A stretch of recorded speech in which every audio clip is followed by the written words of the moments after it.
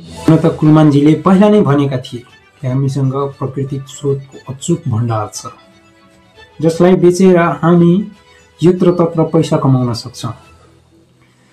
वन जङ्गलमा रहेका पुराना काठहरू जुन सडै रहेका छन्, उक्त काठहरूलाई हामीले पैसा कमाउनको लागि बेचेर इन्धनको रूपमा प्रयोग गरेर होस् या खानीहरू खनेर हामी धेरै पैसा कमाउन सक्छौँ। तर जङ्गली वन्यजन्तुहरू बेच्न कतिको उचित हुँदो रहेछ। त सरकारहरूले जङ्गली जनावरहरू बेच्न थालेका छन्। हालको घटना हो, त्यो एउटा हात्ती कतारको मरुभूमिमा गयो। ठिकै छ, बेच्नुभयो। हेर्छौँ हामीहरू कुन गतिले देश विकास हुँदो रहेछ। चारैतिर प्राकृतिक स्रोतको खजानाहरू छन्। काठमाडौँको लुबुमा यत्तिकै ग्यासहरू उम्लिरहेका छन्, तैपनि हामीले प्रशोधन गर्न सकिरहेका छैनौँ। तर 2-4वटा हात्ती र वन्यजन्तुहरू बेचेर हामी धनी हुन्छ भने बनाउनुहोस् सरकार।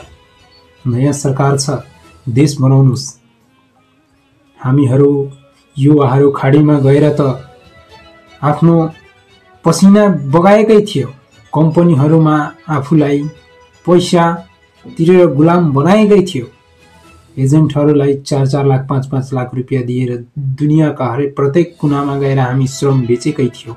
तैपनि देश हाम्रो विकसित हुन सकेन। अब आएको जेनजी सरकारले केही गर्लान् त? के जानवरहरू बेचिने सरकार भन्न मिल्छ? अब त सरकारहरूले हाम्रो देशहरूलाई अगाडि लान्छ होला जस्तो लाग्छ। हेरौँ के छ आशा। तपाईहरुमा कमेन्ट गर्नुहोस्। धन्यवाद।